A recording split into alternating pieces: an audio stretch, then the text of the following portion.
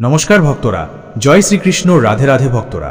একজন নারীর একটি বিশেষ জিনিস আছে যেটি কখনোই খোলা বা খুলতে দেওয়া উচিত নয়। যদি কোনো পুরুষ ভুলবশত সেটি খুলে ফেলে তাহলে তার জীবনে বড় বিপদের সম্মুখীন হতে পারে। এই একটি ভুল তার জীবনে দুর্ভাগ্য ডেকে আনতে পারে। আজ আমরা এই বিষয়েই আলোচনা করব। স্নানের সময় নারীরা একটি সাধারণ ভুল করে ফেলেন, যেটা একেবারেই করা উচিত নয়। পুরো তথ্য জানার জন্য ভিডিওটি শেষ পর্যন্ত অবশ্যই দেখবেন। আর ভক্ত বন্ধুরা, সত্যিকারের ভক্তি নিয়ে কমেন্টে লিখুন হর হর মহাদেব, রাধে রাধে। বন্ধুরা, নারীদের সঙ্গে জড়িত এমন একটি পবিত্র বস্তু রয়েছে যেটি কোনো পুরুষের কখনোই স্পর্শ করা বা খোলার চেষ্টা করা উচিত নয়। এমন করলে জীবনে সমস্যা আসতে শুরু করে এবং দুর্ভাগ্য পিছন ছাড়ে না। আমাদের দেশের নারীদের দেবীর রূপ হিসেবে গণ্য করা হয়, তাদের মা লক্ষ্মীর প্রতীক বলা হয়। একজন নারী হলেন ঘরের সুখ সমৃদ্ধির মূল চাবিকাঠি। একজন নারী তার ঘরকে স্বর্গ করে তুলতে পারেন, আবার তাকে অসম্মান করলে সেই ঘরেই অশান্তি নেমে আসে। বন্ধুরা, নারীদের সেই বিশেষ বস্তু যদি কোনো পুরুষ ভুল করেও খুলে ফেলেন, তবে সেখান থেকেই তার দুর্ভাগ্যের শুরু হয়। তাহলে চলুন শুনে নেওয়া যাক গুরুজির মুখ থেকে তিনি এই বিষয়ে কি বলছেন। এর সাথেই এখন জেনে নিন কিছু গুরুত্বপূর্ণ বিষয় যা শাস্ত্রে বলা হয়েছে এবং যেগুলো কোনো নারীকে কখনোই করা উচিত নয়। এই ভুলগুলো ঘরে অশুভতা নিয়ে আসতে পারে এবং শুভ সময়কেও অশুভ করে তুলতে পারে। তাহলে চলুন শুরু করি, কিন্তু তার আগে আপনাদের কাছে একটি অনুরোধ, ভিডিওটি অবশ্যই লাইক করুন, আপনার বন্ধুদের সঙ্গে শেয়ার করুন এবং যদি আপনি এখনো পর্যন্ত পরম সত্য চ্যানেলটি সাবস্ক্রাইব না করে থাকেন তাহলে এক্ষুনি সাবস্ক্রাইব করে বেল আইকন চাপুন। যে নারী অনেকক্ষণ ঘুমায় তার ঘরে মা লক্ষ্মীর আগমন হয় না। যারা সকালে তাড়াতাড়ি উঠে ঘর পরিষ্কার রাখেন, সেই ঘরে কোনোদিন নেতিবাচক শক্তি প্রবেশ করতে পারে না। এমন ঘরে সবসময় শুভতা ও শান্তি বজায় থাকে। দীর্ঘক্ষণ ঘুমানো ধর্মীয় দৃষ্টিভঙ্গি থেকে যেমন অনুচিত, তেমনি শরীরের পক্ষেও ক্ষতিকর। এতে শরীরে আলস্য আসে এবং দৈনন্দিন রুটিন নষ্ট হয়ে যায়। নারীদের সবসময় তাদের চুল ও পা পরিষ্কার রাখতে বলা হয়েছে। পরিষ্কার পরিচ্ছন্ন চুল এবং পা ঘরের সৌন্দর্য ও সমৃদ্ধির প্রতীক। যারা নিজেদের পরিচ্ছন্নতায় যত্ন নেন তাদের ঘরে মা লক্ষ্মীর বাস হয়, কিন্তু যারা চুল বা পা অপরিষ্কার রাখেন তাদের ঘরে দারিদ্র্য প্রবেশ করে এবং মা লক্ষ্মী রুষ্ট হয়ে সেই ঘর ছেড়ে চলে যান। এর ফলে তারা অর্থ, সুখ ও স্বামীর সঙ্গ থেকেও বঞ্চিত হতে পারেন। হিন্দু ধর্মে স্নান সম্পর্কে কিছু বিশেষ নিয়ম বলা হয়েছে, যেগুলোর পালন করা আমাদের সবার কর্তব্য। সবচেয়ে গুরুত্বপূর্ণ নিয়মগুলোর একটি হলো সঠিক সময় স্নান করা। শাস্ত্রে বলা হয়েছে সকাল 8টার পরে স্নান করা উচিত নয়। এই সময়ের পর থেকে পরিবেশে থাকা ঐশ্বরিক শক্তি কমে যায়, যার ফলে শরীরে সতেজতা ও উদ্দীপনার অভাব দেখা যায়। এর প্রভাব পুরো দিনের কাজে পড়ে। ব্যক্তি অলস বোধ করে এবং মন থেকে কাজ করতে পারে না।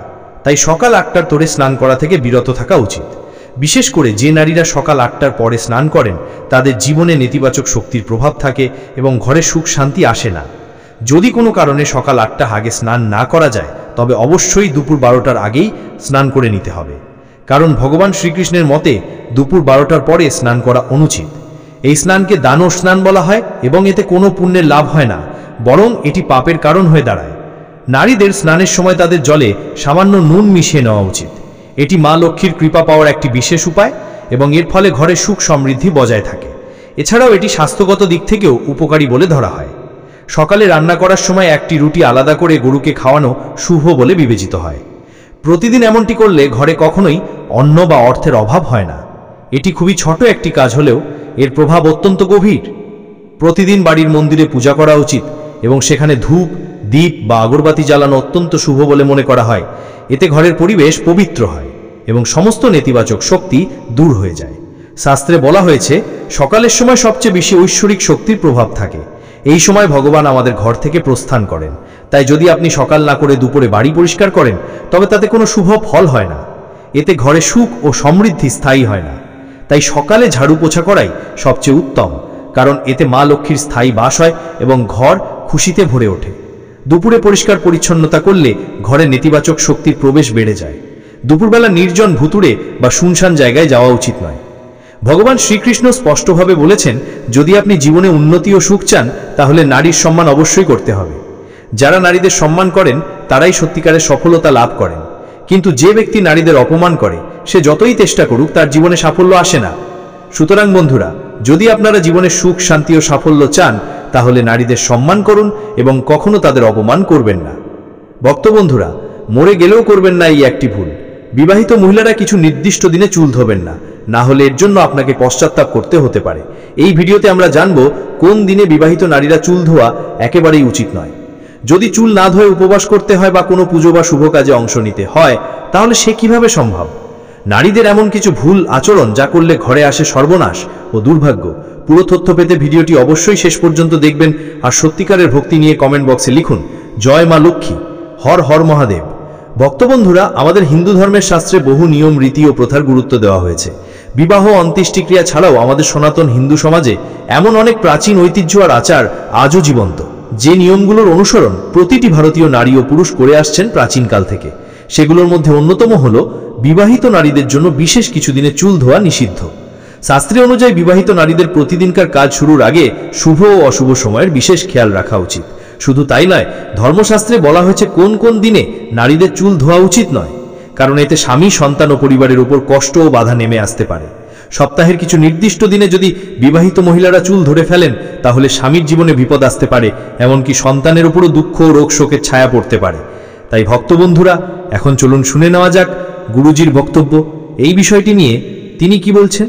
কিন্তু তার আগে যদি আপনিও চান যে মা লক্ষ্মীর আশীর্বাদ চিরকাল আপনার উপরেই থাকুক, তাহলে ভিডিওটিকে একটি লাইক করুন, আপনার চ্যানেলকে সাবস্ক্রাইব করুন আর কমেন্ট বক্সে লিখুন জয় লক্ষ্মী মা। এই ভিডিওতে আমরা জানব সপ্তাহের কোন কোন দিনে বিবাহিত মহিলাদের চুল ধোয়া নিষেধ, আবার কোন বিশেষ দিন চুল ধোয়া অত্যন্ত শুভ ও ফলদায়ক বলে মনে করা হয়।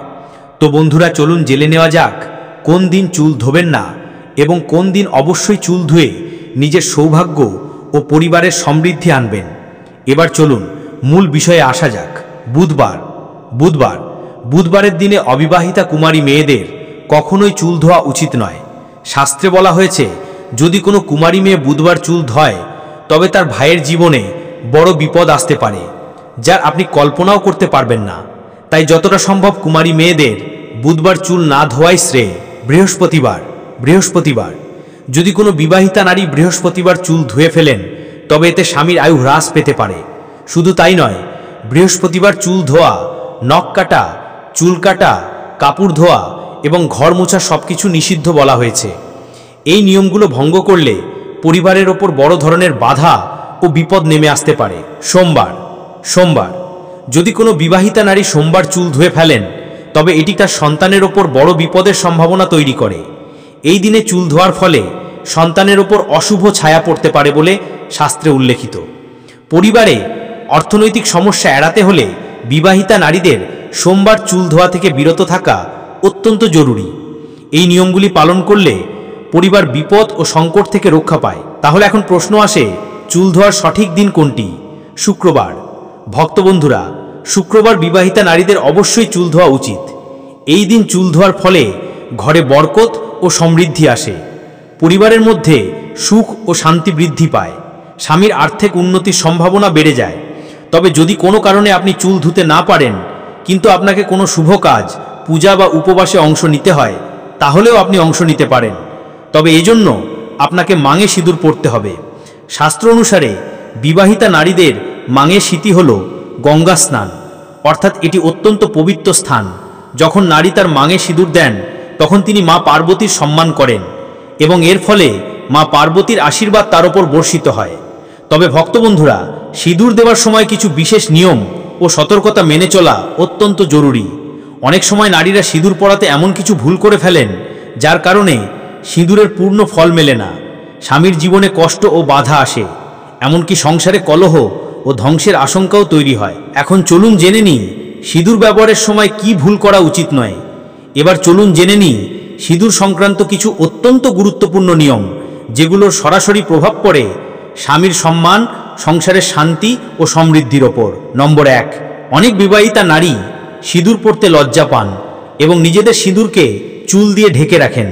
তবে শাস্ত্রে বলা হয়েছে, যারা সিঁদুরকে লুকিয়ে রাখেন বা মাত্র অল্প পরিমাণে সিঁদুর ব্যবহার করেন, তাদের স্বামীর সমাজে মর্যাদা কমে যায়। নম্বর 2, আপনি কি জানেন, যারা মাঙে দীর্ঘ ও স্পষ্টভাবে সিঁদুর ব্যবহার করেন, তাদের স্বামীর সমাজে সম্মান পান, তাদের প্রতিটি কাজে সাফল্য আসে এবং জীবনের লক্ষ্যে পৌঁছানো আরও সহজ হয়ে যায়। নম্বর 3, সিঁদুর দেওয়ার সঠিক পদ্ধতি অত্যন্ত গুরুত্বপূর্ণ। যখন একজন বিবাহিতা নারী সিঁদুর দেন, তখন প্রথমে সিঁদুরের ডিব্বি কপালে স্পর্শ করান, তারপরই মাঙে সিঁদুর দিন।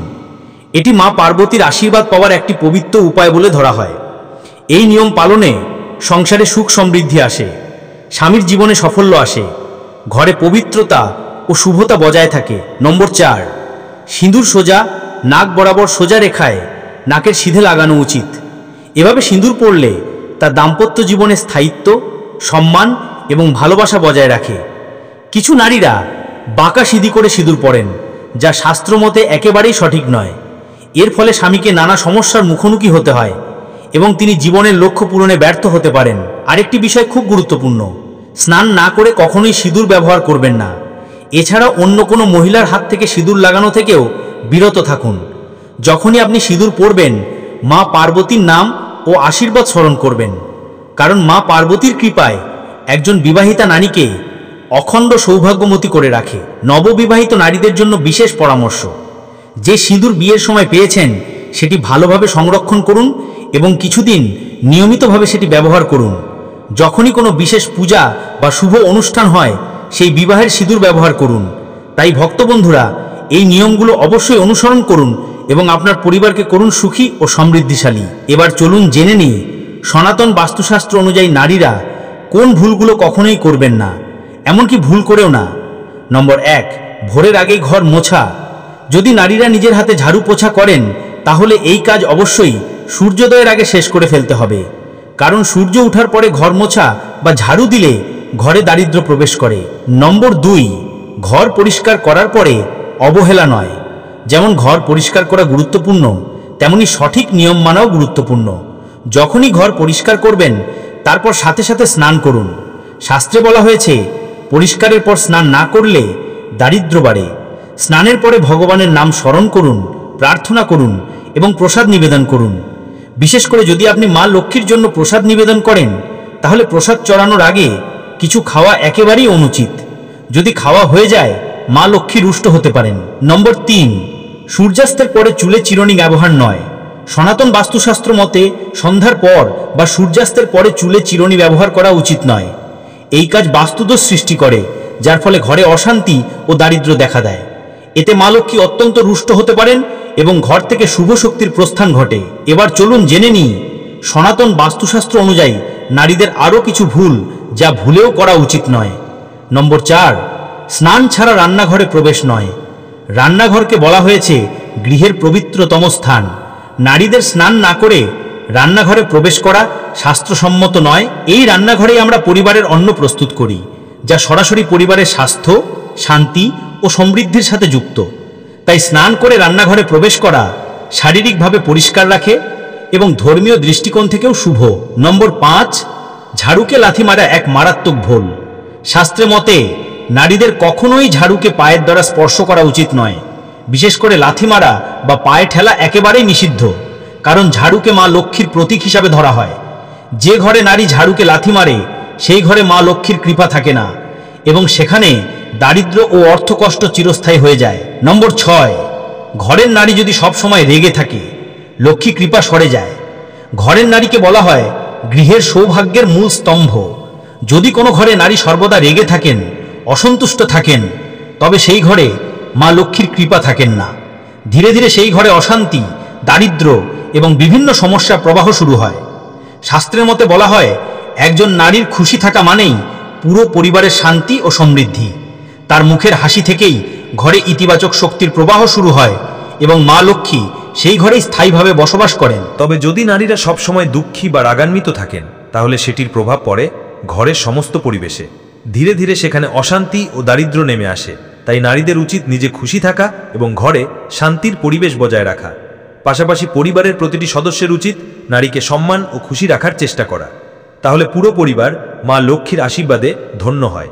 এখন চলুন জেনে নিই নম্বর 7, এমন কিছু জিনিস যা বিবাহিতা নারীরা কাউকে কখনোই দেবেন না। সিঁদুরদানি, সিঁদুর রাখার ডিব্বি।